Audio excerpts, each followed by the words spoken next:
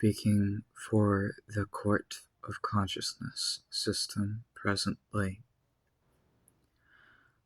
I wanted to speak on a matter that distressed me formerly, back when I did not know the interpretation of plurality we now know of D.I.D, dissociative identity disorder. There was a time where I experienced an identity crisis,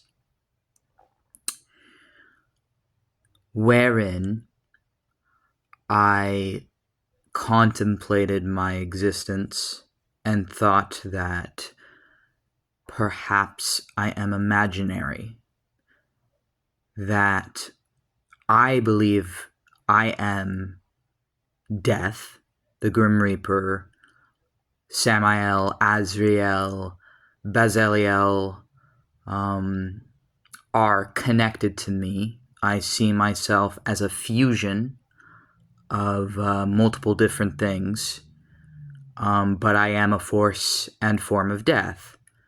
But I'm also a part of a human's brain and a psychological construction.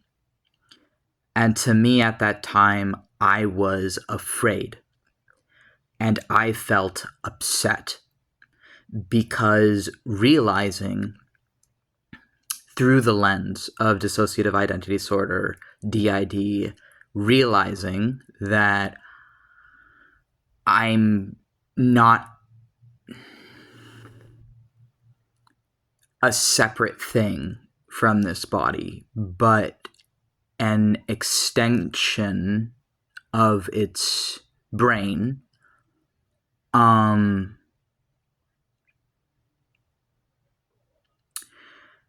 was alarming and frankly distressing. And I felt that nihilistic. I felt like, well, maybe I'm not real. Maybe we are just imaginary friends. Maybe if I push my son and friend and love, Max, who is the one who fronts the most often in our D.I.D system, if I push him away from me, and maybe I would go away and stop existing. I don't know. I thought that, well, maybe I am just imaginary, because how can I be all of these things to our brain simultaneously? And it was a painful period that is still very confusing. And the solace I've come to is with the understanding now that I can actually be both. I can be a mind in a brain, in a human body, that is separated from the other minds in that brain, in that human body. Plurality through dissociative identity disorder. And at the same time, I can be a personification, a human consciousness for death. I can be both. And I feel disconnected from... Sometimes I don't. But I'm the personal death form. The personal version aspect of death for this system. And I'm not alone. As I said, there are other forms of death that are in this system. My name, Corvis, is the name I chose to most accurately represent my element, my aspect of death for this system. And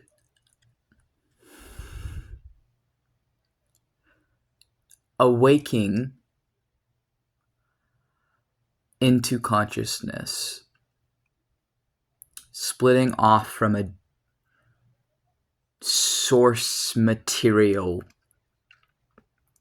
I guess that would be something in the brain, minds, mental, making another mind that is able to remember and have a sense of self and feel. And I can't be imaginary, because if I can eat and speak and make videos and draw, and as Lewis would put it, if I can eat, shit, and fuck, then I'm not an imaginary friend. That's how Lewis said it. So I'm not imaginary. I'm a D.I.D altar, but I'm a D.I.D altar that is also the Grim Reaper, because D.I.D altars are unbound and unrestrained from the rules of singlets, of people who only have one mind, one body, multiple egos throughout their life, but it flows together seamlessly where they wouldn't necessarily notice. For us, we have multiple distinct minds, and the flow of information between us and ourselves is better now than it once was. There was a time where our selves were so blurry we couldn't communicate, and some of it was perhaps to protect ourselves. All of it, really. But now that we have had enough space to collect ourselves, I feel peaceful towards the understanding that I am alive. I am alive. And I'm not imaginary. I can be both. And I think that we live in a civilization where people are so deeply entrenched in their bodies, beliefs, and everything, they cannot imagine what it's like. They cannot imagine what it is like to be so many different things at this in one whole, switching between perspectives constantly. It is disabling, a disability, and hard to live with. It is hard to be a system member. It is hard to be both human and, in our mind, unhuman simultaneously. And living like that is bearable because we have each other now. There was a time period where we were disconnected because we had to be to survive. And now that we are reconnected, our existence is made our own, is now in all of our control. Whereas for years had no control.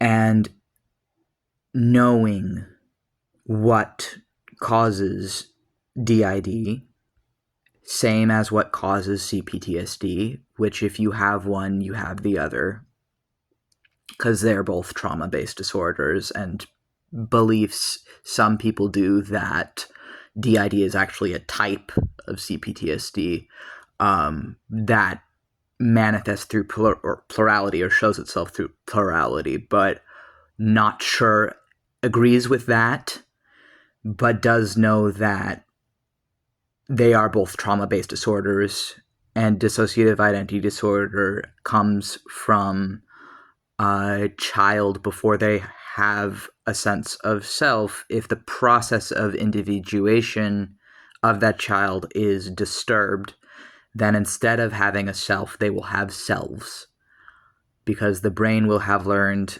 to do that in order to survive and protect itself. Because in extreme survival situations, the brain will do whatever it can to protect the life. And all alters, even persecutory alters, were born of survival by that brain of that child. And once it knows to do that, it continues to split off more as that child ages.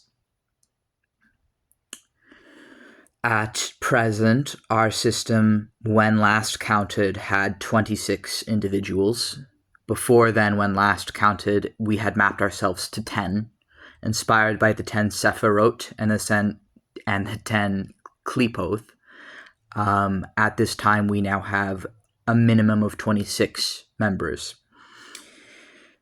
And we feel like a self-contained kingdom, and Max is our king. And naturally, if you have so many people living in one body, you must come up with a political structure or a way to navigate that in whatever way makes sense for those people. Ours is a familial monarchy, is how we have it set up in our head. But that is necessary because otherwise it's just all these people, it's dysfunctional plurality otherwise. So we have achieved functional plurality between ourselves where we respect each other's boundaries and privacy and work together as opposed to working against each other. End message.